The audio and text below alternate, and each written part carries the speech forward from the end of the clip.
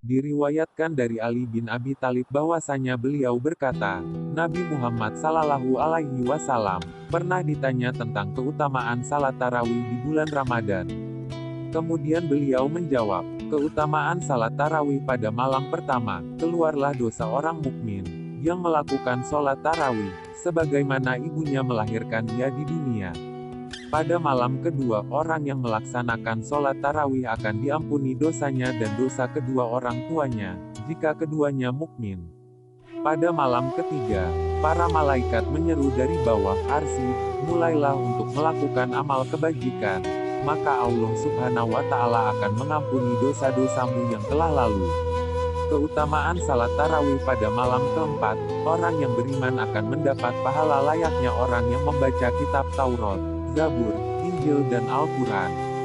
Pada malam kelima Allah Subhanahu wa Ta'ala akan menganugerahkan pahala layaknya orang yang sholat di Masjidil Haram, Masjid Nabawi dan Masjidil Aqsa.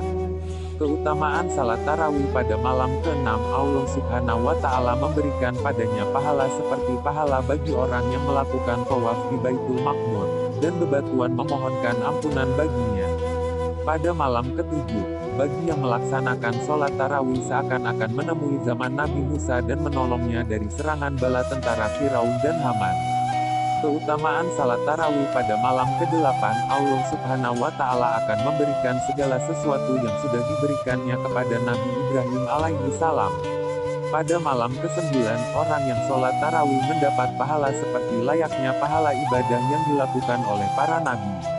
Pada malam ke-10, Allah Subhanahu wa Ta'ala akan memberikan kebaikan dunia dan akhirat bagi yang sholat tarawih.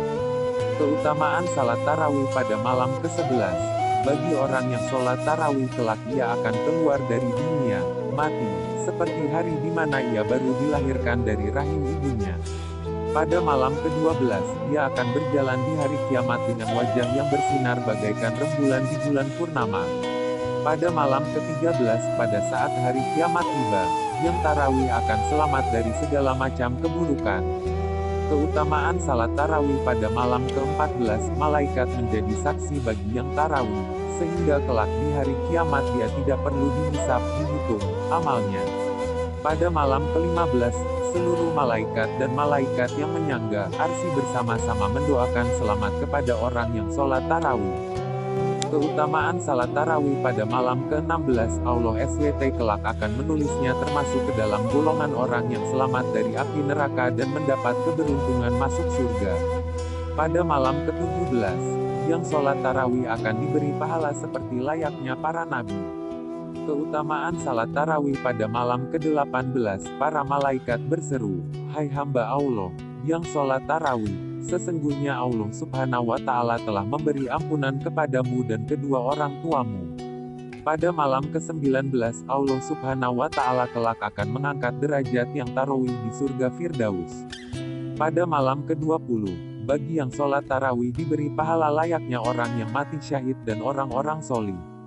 Keutamaan salat tarawih pada malam ke-21, Allah Subhanahu wa Ta'ala kelak akan membangunkan untuknya sebuah rumah yang terbuat dari cahaya di surga.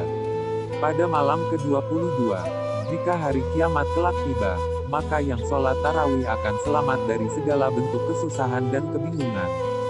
Fadilah salat tarawih pada malam ke-23, Allah Subhanahu wa Ta'ala akan membangunkan sebuah kota di surga ini tentunya bagi yang sholat tarawih.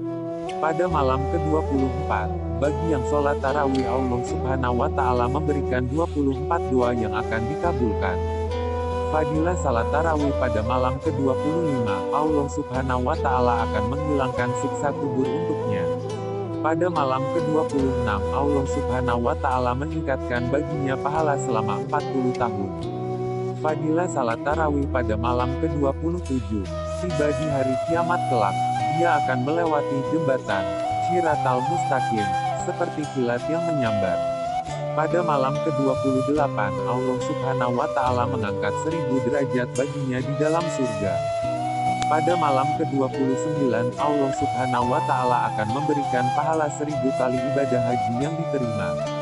Sedang fadilah salat tarawih pada malam ke-30, Allah Subhanahu wa Ta'ala berfirman, "Wahai hambaku, makanlah buah surga, minumlah minuman surga, mandilah dari air surga, aku Tuhanmu dan kamu hambaku."